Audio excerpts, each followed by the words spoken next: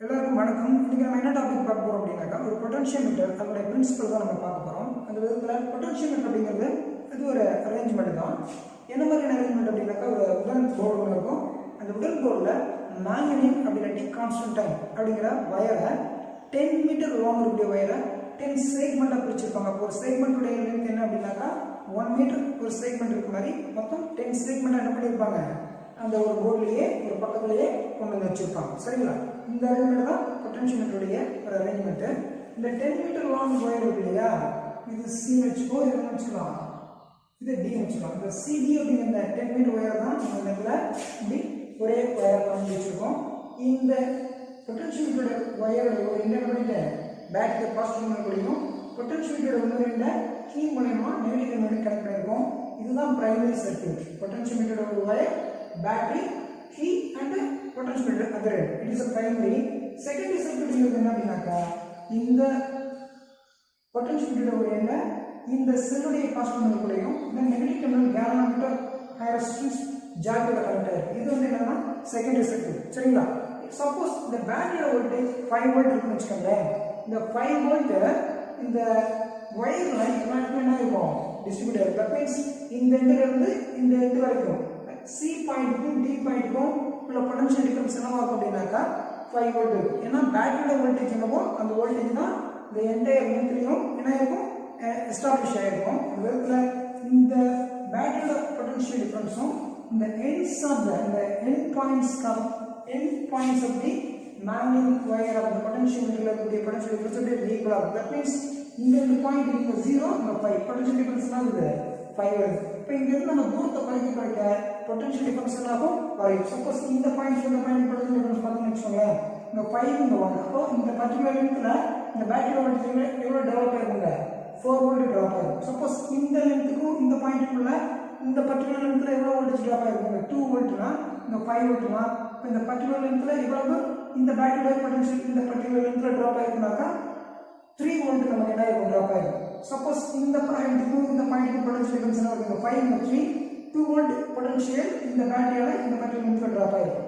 இந்த பாயிண்ட்டுக்கும் potential difference என்ன வருது அப்படின்னாக்கா 1 வோல்ட் வருது. இந்த பேட்டரியால இந்த பர்டிகுலர் லென்த்ல எவ்வளவு வோல்டேஜ் ட்ராப் ஆயிருக்கும் 1 வோல்ட். சரிங்களா? அப்போ லென்த்துக்கு தகுந்த மாதிரி இந்த பொட்டன்ஷியல் ட்ராப் என்ன இருக்கும் வித்தியாசமாக இருக்கும். அந்த விதத்துல இந்த செல்லுடைய EMF 2 வோல்டேஜ் வச்சுக்கலாம். இப்போதைக்கு இந்த செல்ல இருந்து சர்க்யூட்டுக்கு கரண்ட் ஃப்ளோ ஆகாது. ஏன்னா இந்த ஹை ரெசிஸ்டன்ஸ் கனெக்ட் பண்ணனால இந்த சர்க்யூட்ல இருந்து என்ன ஆகாது கரண்ட் ஃப்ளோ ஆகாது. சரிங்களா? ரைட் இருக்கட்டும். இந்த இடத்துல நம்ம இந்த ஜாக்கி இருக்கு இல்லையா, இந்த ஜாக்கியை இந்த ஒயர் மேல வச்சு நம்ம பொசிஷனை நம்ம அட்ஜஸ்ட் பண்ணும்போது இந்த கேலோமீட்டர் என்ன ஆகும் டிஃப்ளெக்ஷன் 0 காமிக்கும். சரிங்களா?